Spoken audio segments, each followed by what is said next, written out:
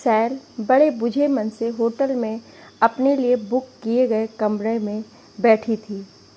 ऐसा नहीं था कि वह होटल का खर्च को लेकर सोच रही थी या वह इसे पेड करने में असमर्थ थी। सच तो ये था कि इसी शहर में उसका सौतेला भाई आनंद अपने परिवार के साथ रहता था। सैल अपने पति और बच्चों के साथ एक बार अपने भाई के घर पहुंची। उसे पता था आनंद स्वभाव से बुरा नहीं है, मगर पिछले कुछ वर्षों से वह रिजर्व रहने लगा था। पूछने पर कुछ कहता नहीं था। हाँ, उसकी पत्नी नीलम जुबान से जितनी मीठी थी उतनी ही दिल से बुरी। किसी भी बात को कहने के लिए आनंद को आगे कर देती थी। दूसरे शब्दों में वह बंदूक अपने पति आनंद के कंधों पर रख कर चलती थी। ये दोहरा चरित्र सैल को पसंद नहीं था। उसका कहना था कि वह आनंद को बचपन से बड़ी बहन होने के नाते ध्यान रखती थी।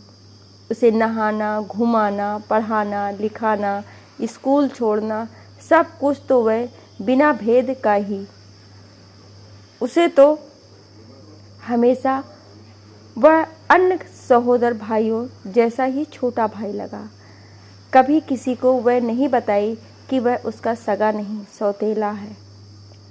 आनंद भी दीदी दीदी करते हुए उससे कितनी जिद करता था। कहानी सुनाने को कहता, यहाँ तक कि उसके हाथों से ही खाता था। बड़ा हुआ तो भी सम्मान, सद्व्यवहार, सुविचार बना रहा, मगर शादी के बाद धीरे धीरे वह कटने लगा।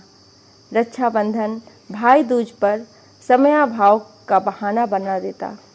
तब सैल उसे पोस्ट से राखी भेजने लगी थी, लेकिन उसका नेक वह नहीं भेजता था। सैल सोचती, ओह, भाई व्यस्त रहता है और नेक का क्या, जाऊं तो प्यार और सम्मान दे, इससे बड़ा और क्या। यही सब सोच सैल अपने बच्चों की गर्मी छुट्टी में आनंद के घर गई। लेकिन आनंद बोल पड़ा, दीदी, बिना बताए आजकल कौन आता है। इस पर सैल बोली, अरे तुम तो फ़ोन ही नहीं उठाते हो, ऐसे में कैसे बताती। ये सुन नीलम बोली, ऐसी बात नहीं है दीदी, आपका घर है, आप जब चाहिए आइए, मगर कल हम अपनी माँ से मिलने जा रहे हैं। ओह, तब तो मेरा आने का समय गलत हो गया। कोई बात नहीं दीदी, हम अपना रिजर्वेशन कैंसिल करा देंगे, नीलम बहुत ही मीठे स्वर में बोली। इस पर आनंद बोला, नहीं, रिजर्वेशन कैंसिल नहीं होगा, रुपए कट जाएंगे।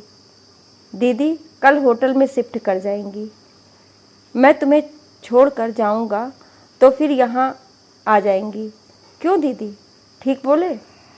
सैल के पति श्रीपति जी के कानों में ये बात पड़ी।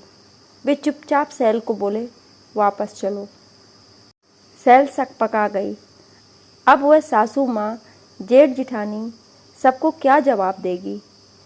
वह तो बहुत शान से कहती थी, मेरा भाई। सौतेला शब्द तो उसकी जुबान पर आए ही नहीं थे कभी। वह बहुत मायूस हो गई।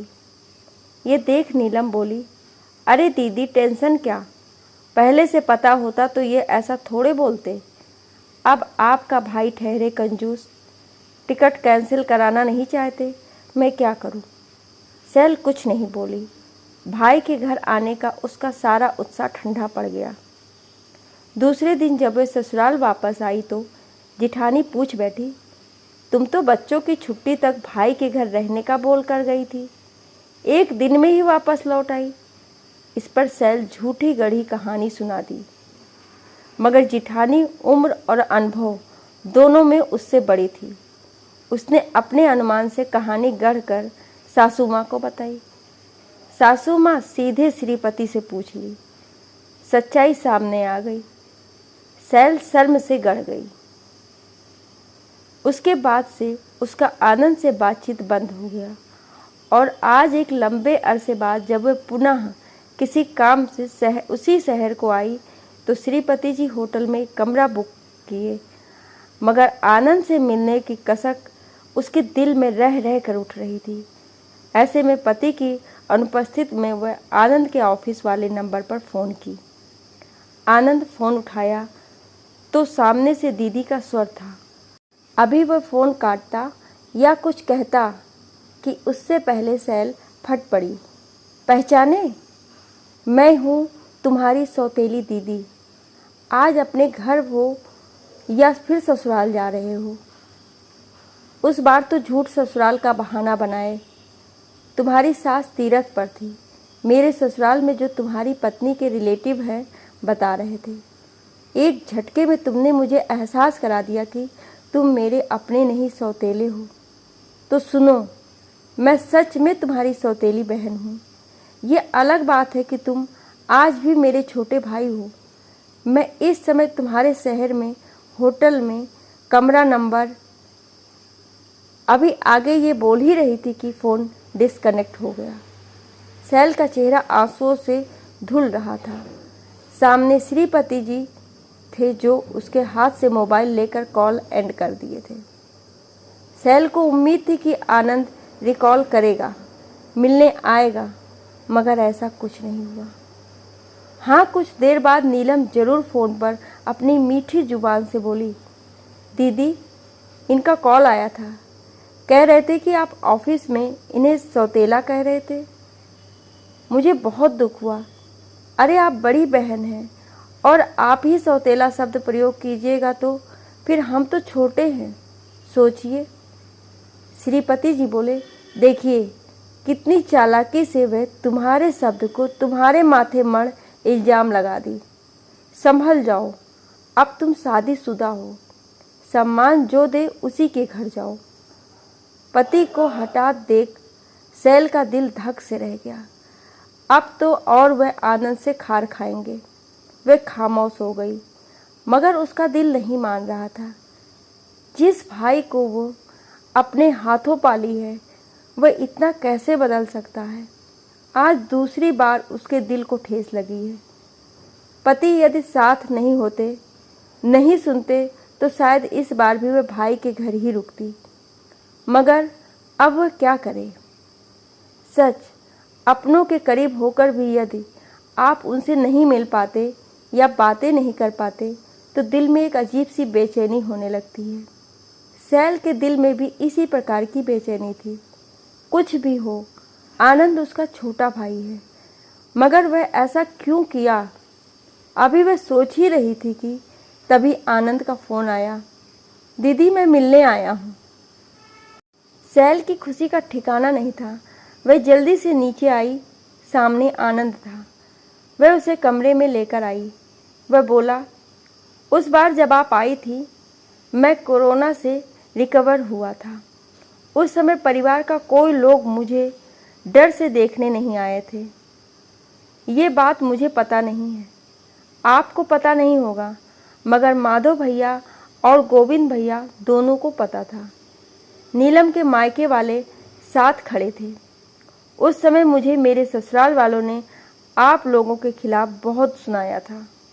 मैं निरुत्तर था, किसी को क्या कहता। ऐसे में जब आप साथ परिवार आए तो मैं डर गया था। यद्यपि कोरोना की विभीषिका छीड़ हो चुकी थी। स्कूल, कॉलेज, कोर्ट, कचहरी, ऑफिस सभी खुल गया था, मगर उसका भय नहीं गया था। मैं वैक्सीनेटेड होने के बावजूद जब बच नहीं सका था तो फिर कोई दावा कैसे कर सकता था। इसीलिए मैंने सख्ती के साथ आपसे झूठ कहा था। यदि मैं सत्य कहता तो शायद आप डर जाती, हो सकता था खुद लौट जाती। तब नीलम और क्रोध हो जाती। वैसे भी आप नीलम का स्वभाव जानती ही हैं। लेकिन कल जब मैंने तुम्हें फ़ोन किया तो कुछ क्यों नहीं बोले। फिर नीलम इल्ज़ाम मेरे सिर क्यों मढ़ी, सैल पूछी। दीदी, मैंने उसे कुछ नहीं कहा। हम ऑफिस से मार्केटिंग निकलते, इसीलिए नीलम को बुला लिया था। आपका कॉल रिसीव कर रहा था, उस समय वह मेरे पास ही थी। आनंद का जवाब सुन सैल चुप हो गई। इस समय तक श्रीपति जी भी आ चुके थे। आनंद को देख उन्होंने कटाक्ष किया। तभी सैल बोली, आप बड़े हैं, छोटे की गलती पर बोलने से पहले सिचुएशन समझा करें। श्रीपति जी चुप हो गए। आनंद बोला, घर चलिए। शैल चुप रही। श्रीपति जी कुछ देर तक सोचते रहे, फिर हंसते हुए बोले, यदि घर बुलाकर फिर कहो क्यों आए तब? पिछली गलती के लिए क्षमा चाहता हूँ। यदि ऐसा कहना होता तो मैं यहाँ नहीं होता। आनंद के मुंह से विनम्रता भरे वाक्य सुन श्रीपति जी बोले, बहन से पूछ लो, इस बार यदि थोड़ा भी इधर उधर किए तो फिर कभी तुम्हारे द्वार पर नहीं चढ़ूंगा। आनंद हाँ में सिर हिलाया।